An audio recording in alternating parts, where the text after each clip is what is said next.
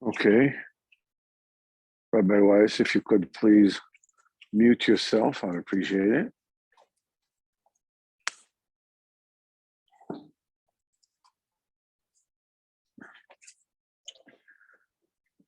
Okay, here we go.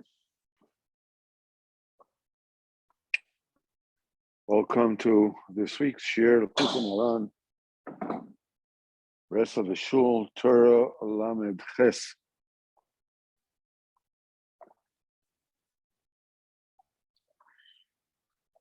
The synopsis of this Torah is that every person needs to, sorry for my hand, I'm just trying to find a way to.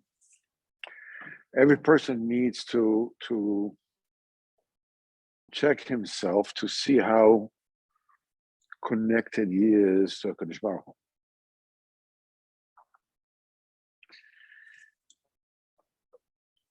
When connection to HaKadosh Baruch Hu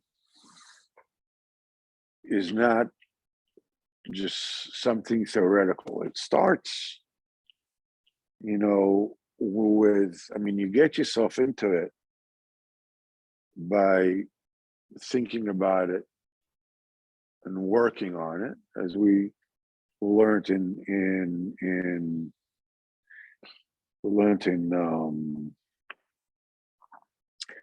Torah Chafei, that first of all you're in a state of demunis, of you're delusional, the koach hamadam, and the power of imagination. You think there's a world, you think that people run things, you think that whatever it is, it's not.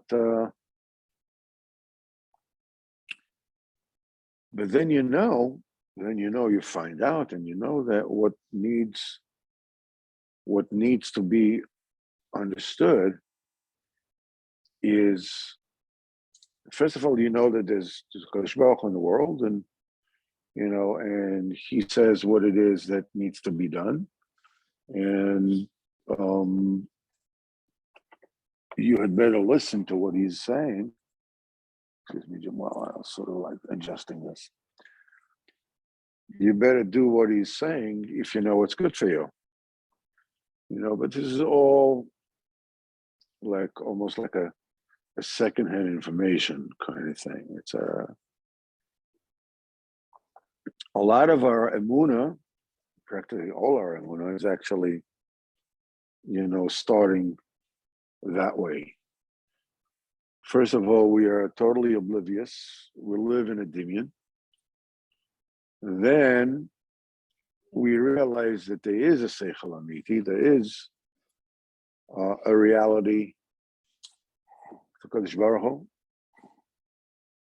And as Rabbeinu says, that the kind of energy and care that the person puts into his tefillah is in direct relations with how strong his emunah is that the Kadosh Baruch Hu is actually listening to him.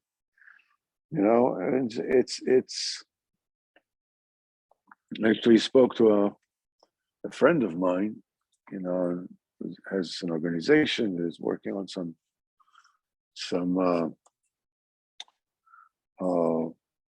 advertisements for Shmir Saloshan, and we talked about tefillah. And I told him, I don't want Chas v'Chalila to be Moitzi Shemra on anyone of Klal Yisrael, Chas v'Chalila. But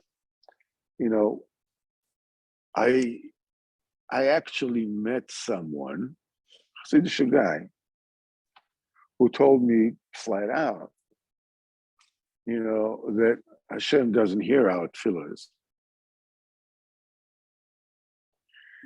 And he bases himself on a pasuk. What was the pasuk? Karov Hashem l'chol kara. Kadosh Baruch Hu is close to all those who call him.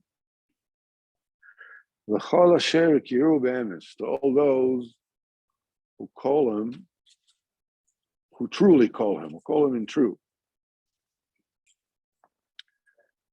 So you told me, so you want a time when that you call Kadosh Baruch Hu the emes? It's tzaddikim. They call the Kadosh Baruch Hu the emes. So he listens to them, But you understand. So I asked him, so what do you do with the first part of the pasuk? First part is Koresh on the Cholka. Everybody listens to him. What are you going to do with that?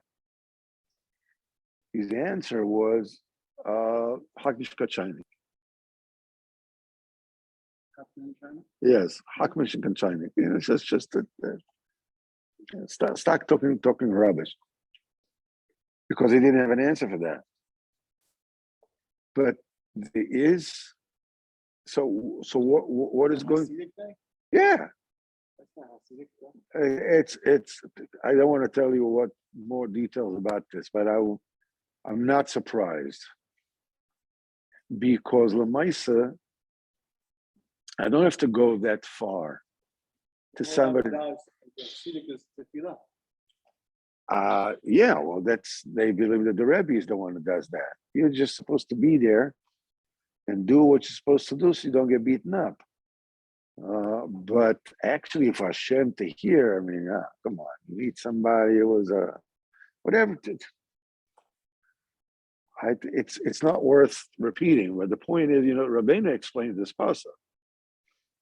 And this guy would, he was brainwashed. He would not hear what Rabbeinu's explanation of this pasuk is. Rabbeinu says Hashem is close to all those who call him, but he's not close to everything that they say.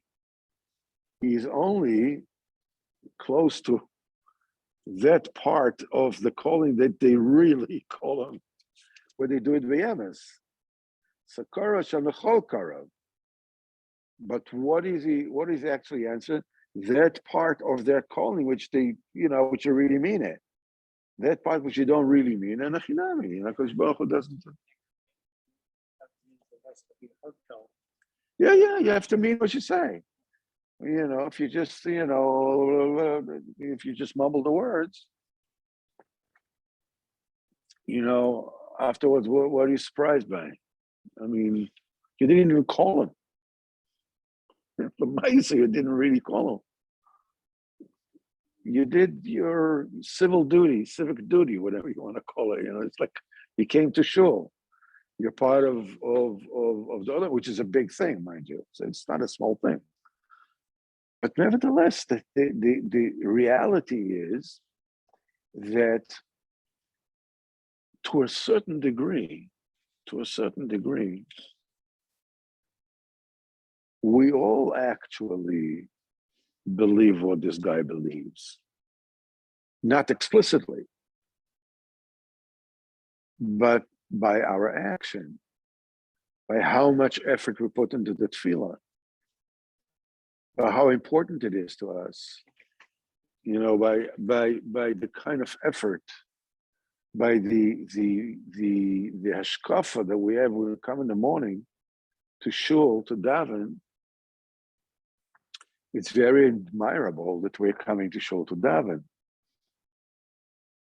But I think that it is best that you don't run a poll,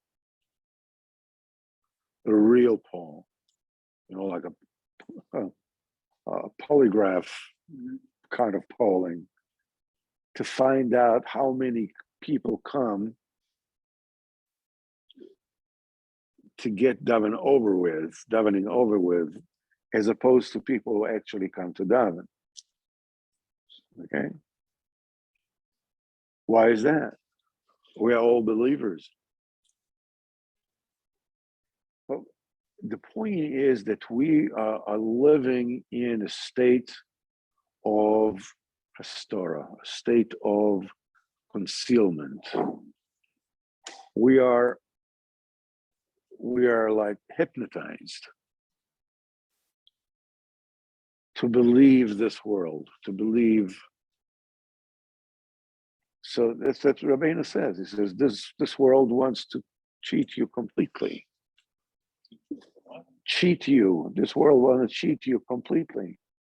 But you'll think that, this one can do this and this one can do that, and somebody can do something to you without a Kodesh Baruch Hu's Rishus, and whatever it is, that you feel like he is against me or I'm against him, or all these things, all these things. Of course, people have free bechira, but we live like in a hypnotic trance that we live in a world, and the world is everybody's an actor, and somewhere, it's open to interpretation where that somewhere is, maybe in the shul or whatever, or somewhere above. There's a Kodesh Baruch Hu, who knows everything, that there's a Shgacha Pratis and everything, whatever it is. But all these are basically, very important, hashkafas, because they're all true.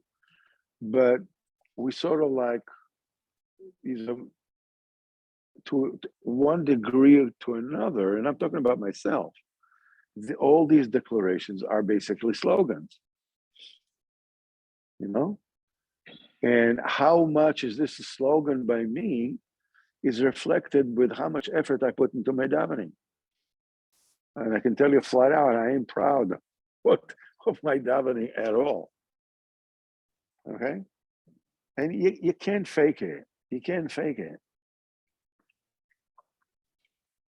Truth be told, that if you just start davening and saying the words, and the only thing that you do is just look at what the words mean, one word after another, I'm telling you, before you know it, you're going to be into it.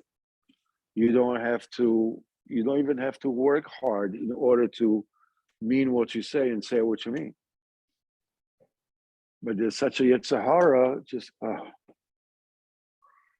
it's supposed to go for all the way there. I'm a Kabbalah mitzvah say shalvata hakamoha. Odon oilam. I'm not even talking about, I'm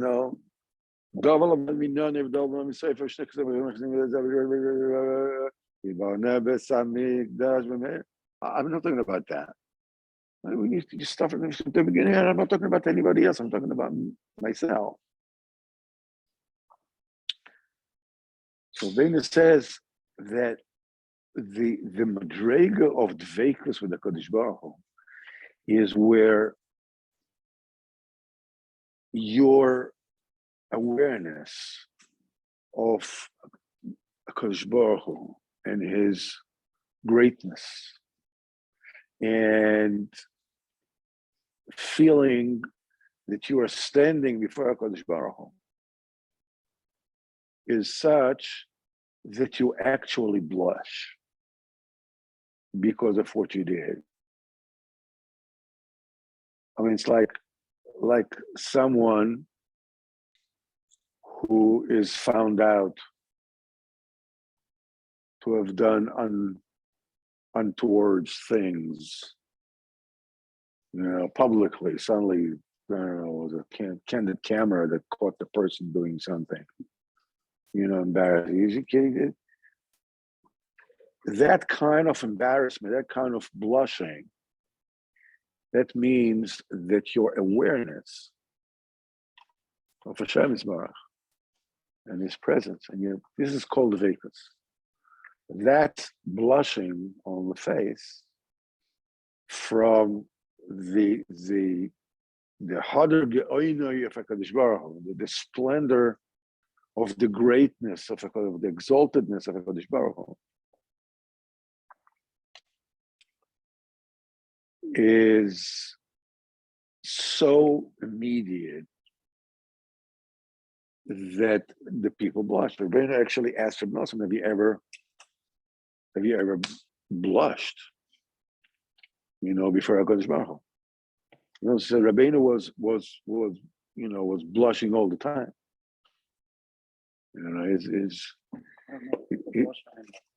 He was blushing all the time, and his Yiras Shamayim was such that, especially, Rabbeinu kept his Yiras Shamayim hidden, but when he was saying Torah, before Rabbeinu was saying turn, he would sit by a table, he would touch the table. And obviously Rabbeinu had a whole tish, touch the table. The whole table was shaking, from the year that Rabbeinu said if he didn't hide his year, people won't be able to stand in proximity of his house.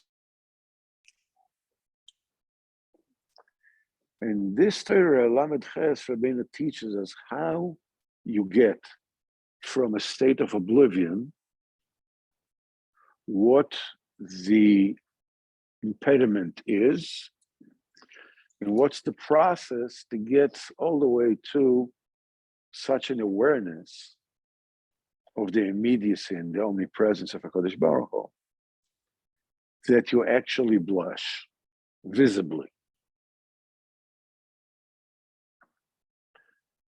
So he starts by saying the first thing is dibur. The whole process is dibur driven. Dibur, as we know, is the divine koyach that HaKadosh Baruch Hu has put into men. Vayipach be'apav nishmas chaim, and he blew into his nose a living soul, vayil nefesh chaya, and it became a living nefesh.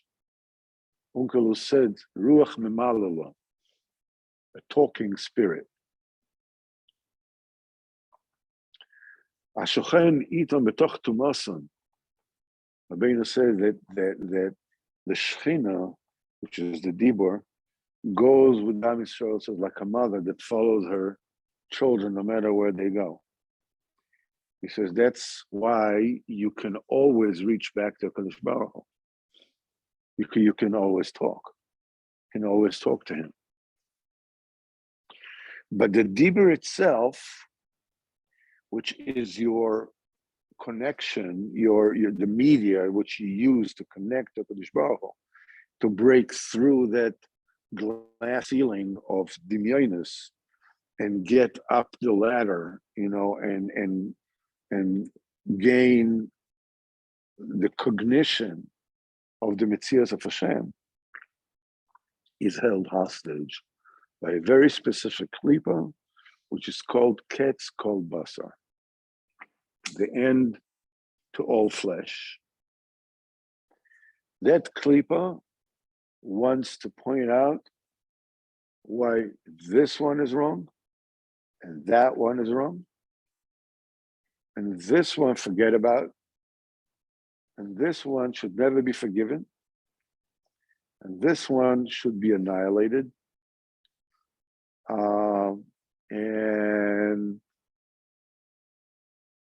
And amongst the people who are being indicted, I'm included too. Between me and myself, not when I'm arguing with somebody else. When I'm arguing with somebody else, I'm always right, they're always wrong. That's point out. But but when I'm between me and me, I'm also the one who is wrong. Between me and me. People get, you can ask Rav Hillel here, people hate themselves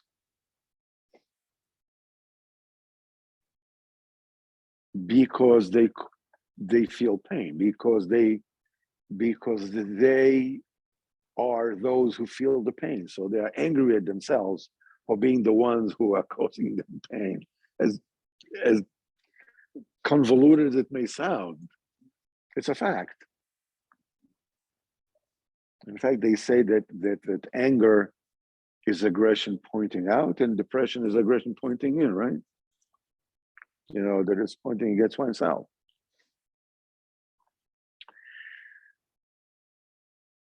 So the first thing that needs, and Aaron says not only this, he says this: if that Ketz Kol Basar, which is called Ruach Sa'ora, storm wind, that's the only thing that it did, it would be bad enough. But that's not all it does. Rabbeinu says that all the malshinas, all the snitching, the persecutions, all the problems, health problems, or anything else that happens to a person is a result of that ruach sa'ara that is, has a chokehold over the person's dibur. And when a person is not shomer his shomer lashon, he's not practicing shmiyas lashon. He's not just doing, an avera, which is like they say that lashon hara. The Zohar Kodesh says lashon hara is equal to the three averas, which is Yariv Gebal Yavar, Shfichus Dami, Avodah Zarah, Shfichus Arayos, and Shfichus Damim. Lashon hara is worse than all three of them. Besides the fact that when a person speaks lashon hara, he is giving the person who he's speaking about all his mitzvahs, and he's taking upon himself all that person's averas. Besides that, all the trouble that the person finds himself in is a result of the ruach sa'ara, that he is under the control of ruach sa'ara. But what do you want? What do you want from my life? I mean, please. I'm being attacked. I have to protect myself. It's just like what do you expect me just to sit there and listen to it like a tatala and what am I? It's just like I'm just a human being. Whatever. The point is that it's only when a person is able to subdue that ruach sa'ara, that's ketz kol basar, this impulse to put an X over everybody and anything, then the dibur becomes free. And when the dibur becomes free, the way to actually force down this klipa is by learning Torah bitoch haniyas v'dachas. Poverty and distress, and we already said the poverty can be monetary, the poverty can be in IQ, the poverty can be in time, the poverty can be in attention deficit disorder, it can be in a lot, any kind of a way that is a stumbling block between a person and learning Torah is called limitoch dachkas. We said Rabbeinu mentions this, Torah Gimel. It says limut Torah b'layla, Rabbeinu calls it. It says that the dachkas is called Laila and Yom is called the Prachmas. You learn Torah pushing against your limits. That is the thing that enables you to press down and subdue this ruach sa'ara. And when you do that, and you talk to HaKadosh Baruch Hu, the dibur starts coming up from under the yoke of this Nazi klipa, and it comes up. The first thing that comes up is the truth. It's Rosh Dvocha Emes, and a person starts speaking the truth between him and HaKadosh Baruch Hu. And the dibur goes up. It goes through a route to its shirish, to its root, and the root of the dibur is through the five fingers, spiritual fingers of the spiritual left hand, and there it stays next to the heart. That represents, the left hand represents the dinim, represents the malchus. The five fingers represents the five the five instruments that the mouth have to chisel and sculpt the words. and it comes up to the left hand, right next to the heart. The body represents, this is the Malchus, the body represents the next level of Sfirot, which is called Zer Anpin. We mentioned it many times. The 6 Sefirot of Chesed, Gvur, Tiferes, Netzach, Hod, Yesod. Now, in the Zer Anpin, every sphere has, its entire koima, entire stature. Zer Anpin has a heart. And when the Malchus is next to the heart, the trunk represents the Zer Anpin, the arm represents the Malchus. So the Dibur, of course, the Malchus goes up to, the left hand and goes up to the arm, is right next to the heart. And it goes through, when a person speaks, Dibur emes before HaKadosh Baruch Hu. When it gets to the Shirish, it gets next to the heart, it gets from the heart. The heart is the Shirish HaGvuros. That's the root of all the Gvuros. Because the heart represents the sphere Sabina. Within the Zer Anpin, there's also, a quote-unquote mini Bina of that 10 spheres of Zer Anpin. And this is where the dinim are. This is where the Gvuros are. The Shirish HaGvuros is in the Bina. What it means is that the Malchus then a person gets diburim that are hot like fire. Then you really, really get, you probably know, anybody who has done, is better to any extent, that you pass periods in which you talk more, you talk less, you're able to open up more about this. And then there are periods where you really mean it. Yes, something is like, it's like, that's it. Like, I don't know, no more Mr. Nice Guy. I don't know how else to put it. It's like something opens and says, like, this cannot go on. I can't keep on doing this. I can't keep on, and it opens up. And when that happens, and this person speaks, diburim that are hot as fire, he gets seichel, he gets moichin. And the moichin that he gets is that suddenly, you want to come in, you want to find out, you really want to go on, you want to go up the ladder, you want to, okay, so how about we show you where you really are? And suddenly you take a look at what you've done in your past. All right, it doesn't have to be when you were 3 years old. But plenty of history since then. And it doesn't necessarily only has to be things that I did before I knew that there's a Kodesh Baruch Hu in the world.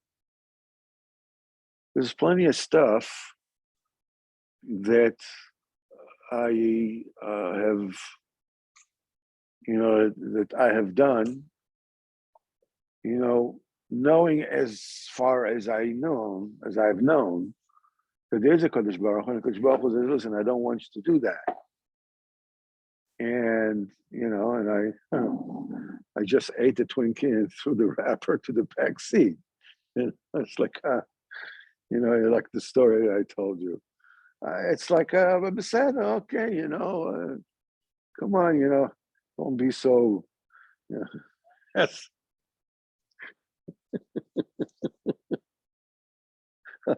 I'll never forget this. When I was in the hospital last year, and I told you about this newspaper woman that told me, that was making a hassle and just like disturbing everybody in the ward, shouting at the nurses and all kinds of like a balagan that she was doing. And my son did some favors to her. One of the things she told us, I'm reformed. Israeli. What do you mean that you were reformed? In America, I know what it means, but what does it mean in Israel? What do you mean you're reformed? You're already fried. What else? What else do you need? That's what kind of headline on your forehead? What are you still missing? In America, okay, we said that. What was shtiyot? And so we were talking about. So I said, she asked me like, "What do you think that you still miss in your life?" I said, "I miss your Shemaim." She said, "Believe me, HaKadosh Baruch Hu has broad enough shoulders.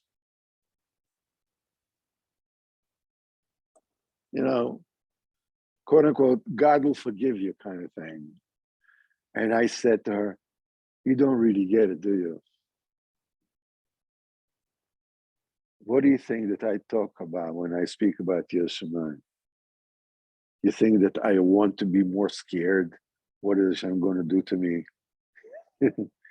if I keep on behaving like a balvan? That's what you think that I'm hoping for? Oh, bevadai alavai. But you think that this is the end all and be all of everything? That's all there is to it. Yerushalayim is, Ve'eres Hashem, and I saw Hashem. That's what the Navi says, and I saw Hashem.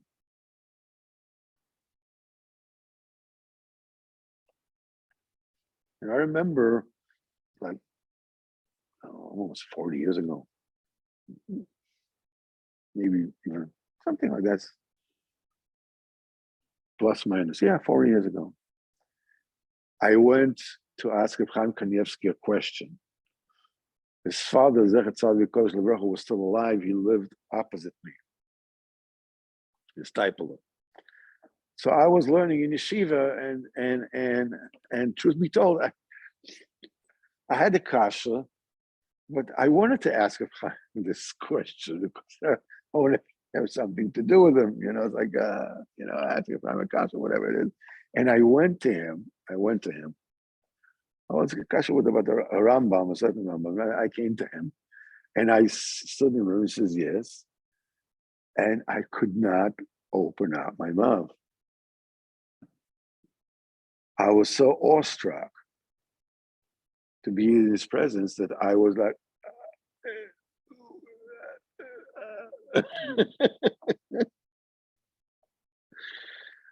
that it was like totally, and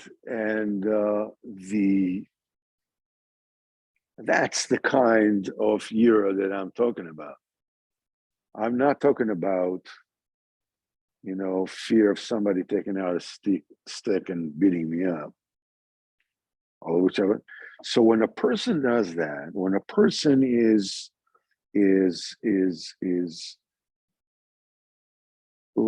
in the when he figures out, when he starts speaking to Kodesh Baruch Hu, and the words gain that fire from the heart, suddenly all those things that this God will forgive me, quote unquote, behind my shoulder, big deal, all right, I'm not there anymore. Kind of things. What do you mean you're not there anymore? And it's like, suddenly they come up, and you get to feel really embarrassed. Marina says, when you get to feel embarrassed, this is the point where you need to intentionally remove your stupidity. We meet this theme, a few things in Superior Maisius. We see in the Maisami Basmelech, Havedas Basmelech, we see that the viceroy is told not to drink wine so he doesn't fall asleep when he's going back the second time to take her out. And there is a river that is wine. I mean, it's obviously wine. It looks like wine and it smells like wine. Okay. And he tells his servant, I mean, is this a funny thing? I mean, check it out. I mean, it's supposed to be water, right? I mean, it's a stream, right? But it looks like wine and it smells like wine. So what does he do? He dips his stick into it and tastes it and falls asleep for 70 years.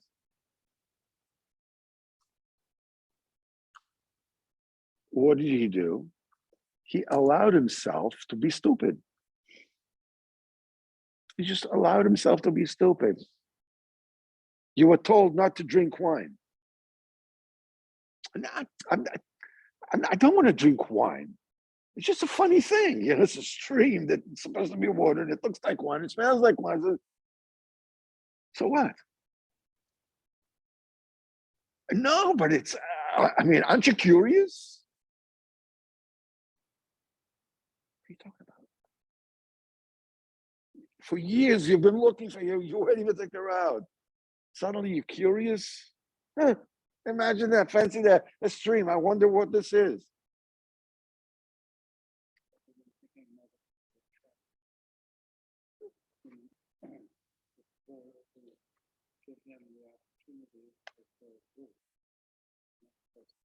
Absolutely.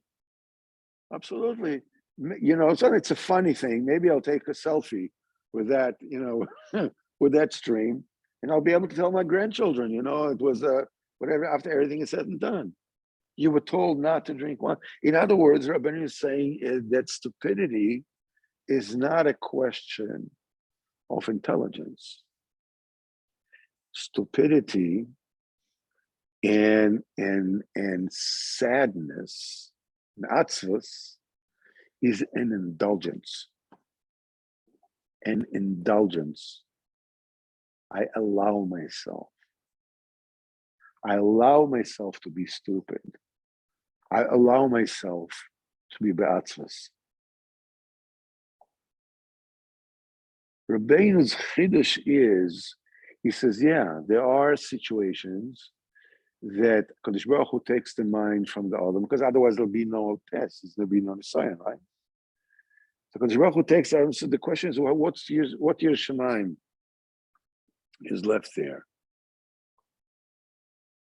I heard this wonderful vote years ago about this, is that when Kadosh Baruch Hu tells Avraham Avinu to bring Yitzchak to the Akedah, once once he's there and he tells him to take him off, he says, Ataya dati ki yireh Elokim ota. Now I know that you fear Hashem. So comes the question, what HaKadosh Baruch Hu didn't know before.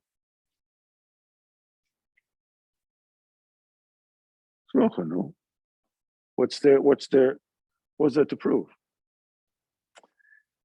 So there are all kind of terutzim. He says, there will be many,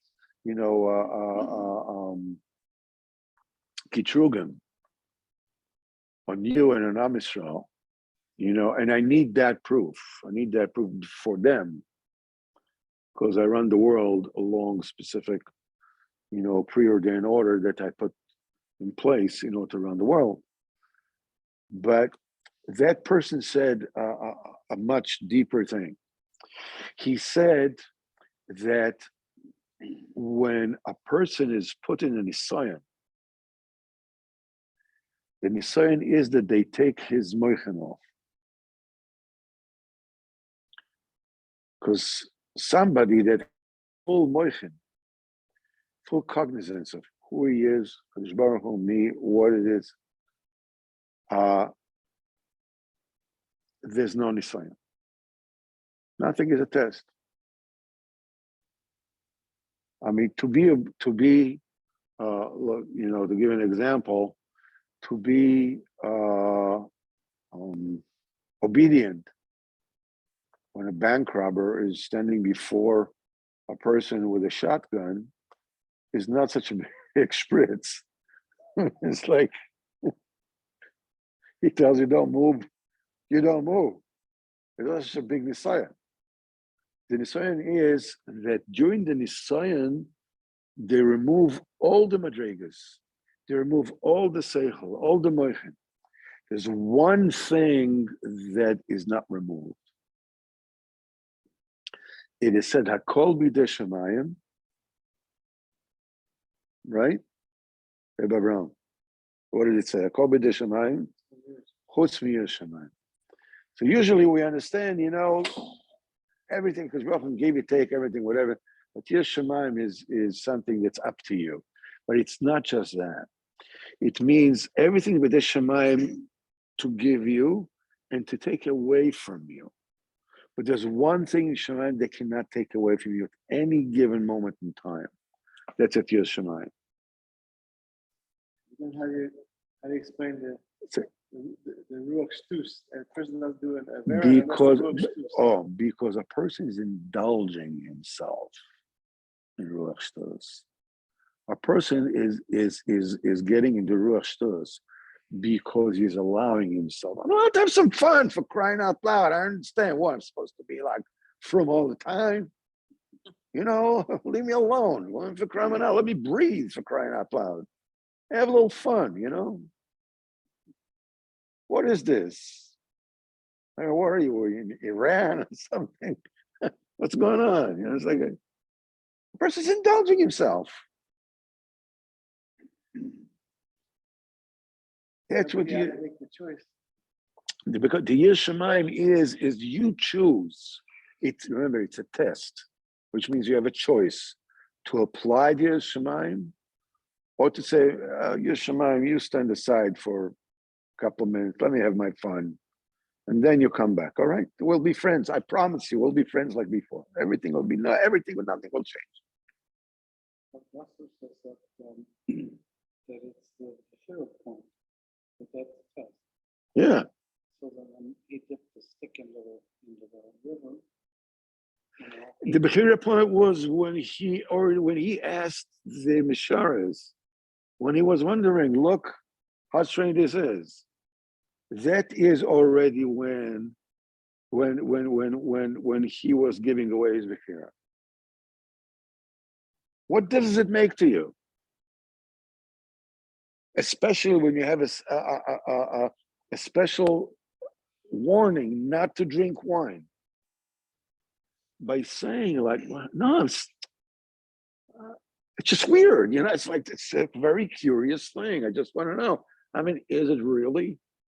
The English word stupidity is really not the best word. So what is the best word? Because stupidity. Well, what is the best word? I'm trying to look it up. Oh. The stupidity has an aspect of influence.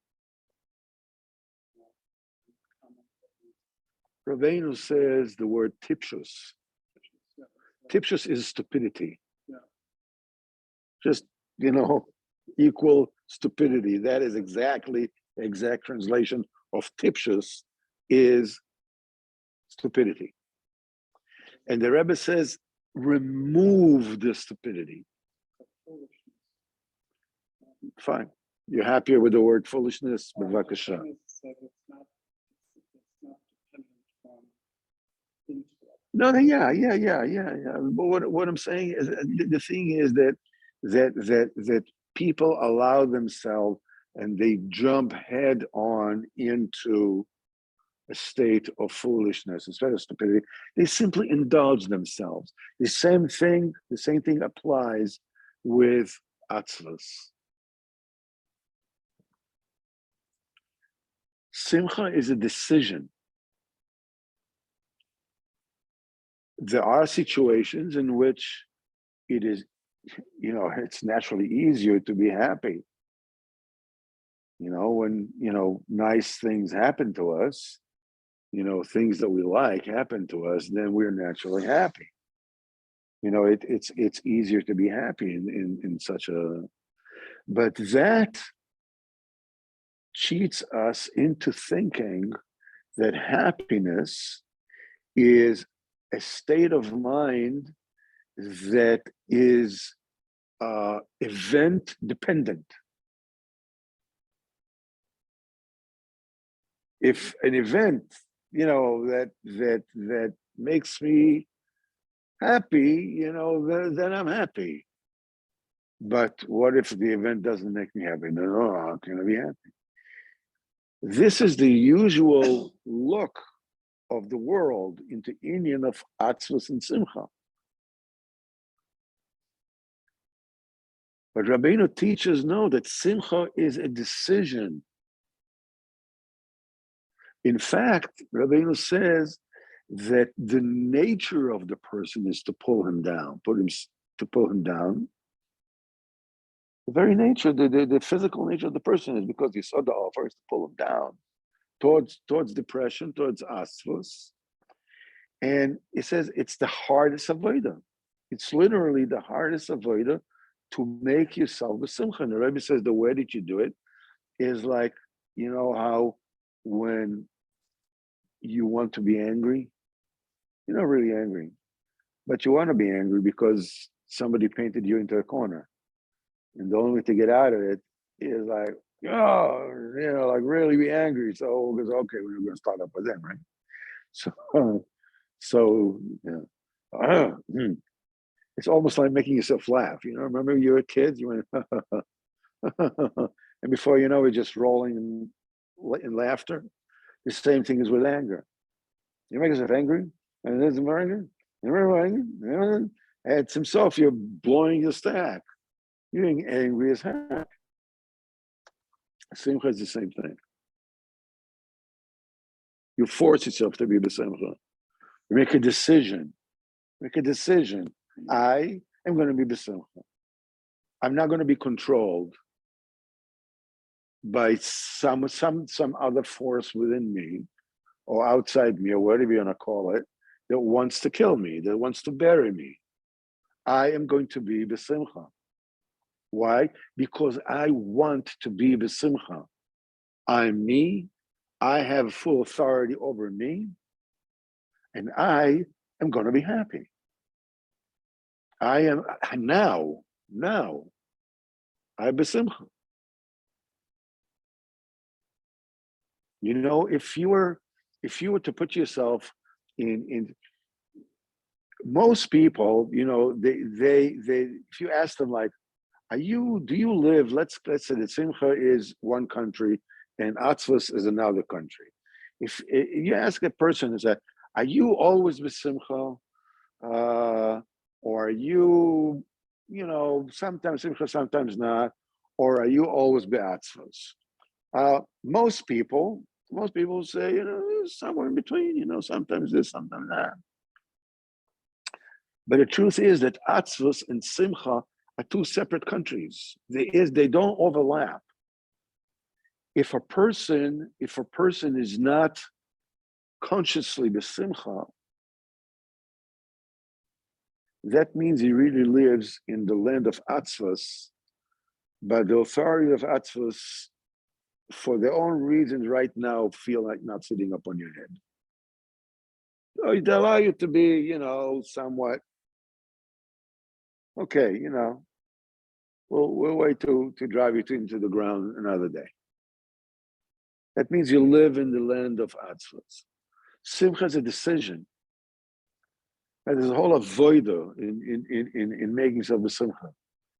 You can call yourself, yourself besimcha, which is moichin the godless, which you're able to see the possibilities, you're able to see, options and so forth and so on.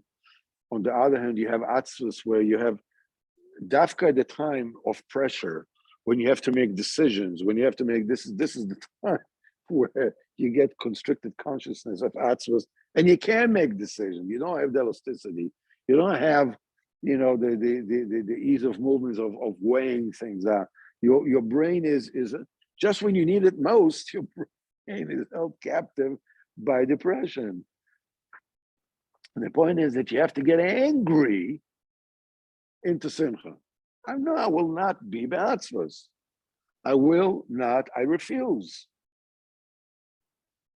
Imagine what simcha is like, whatever it is. I don't even, just call it a name, okay? Me besimcha, the name is so-and-so. Me be'atzvus is a different nickname. And I just said, I don't know, Joe and Larry, I don't know, whatever it is, okay?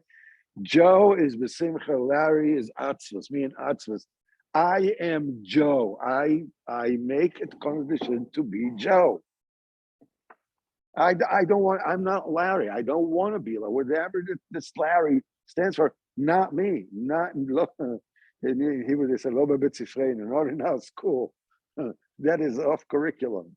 No way. I'm Joe. I am Simcha. Rabbeinu said you have to remove the stupidity. And when you remove the stupidity, this is when the brains come rushing in. The true seichel comes rushing in. If you make a decision to remove the tipshus, and a lot of davening has to go on this. A lot of davening has to go on this particular union of removing the foolishness, removing the indulgence in being stupid. Because, when I'm being stupid, I can watch a ball game.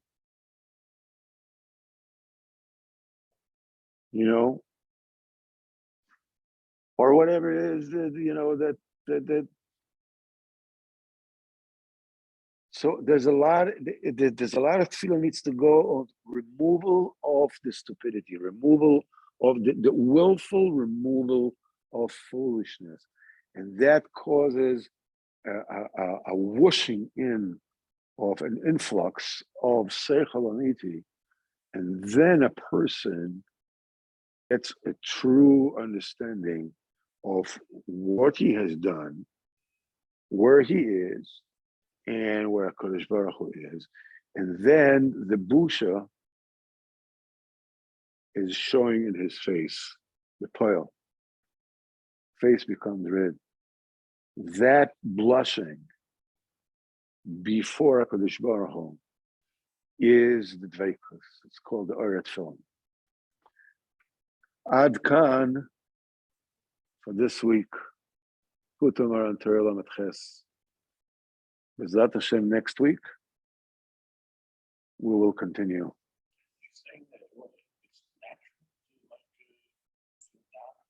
Yeah, the body pulls a person to be that. Being down is a lot easier than being up, because up requires effort. Being down just like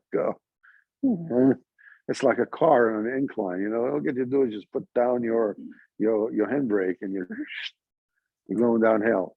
To go uphill, you need the motor to rev. It's easier to influence somebody to be tested with sentiment. One of the more recent rules of psychotherapy is that you don't say things like when the client comes in, just say, well, how is your depression this week? Or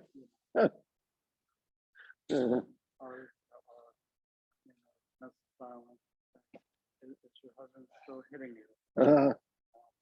When did you stop hitting your wife? Okay, but that's a good Shabbos to everyone. I just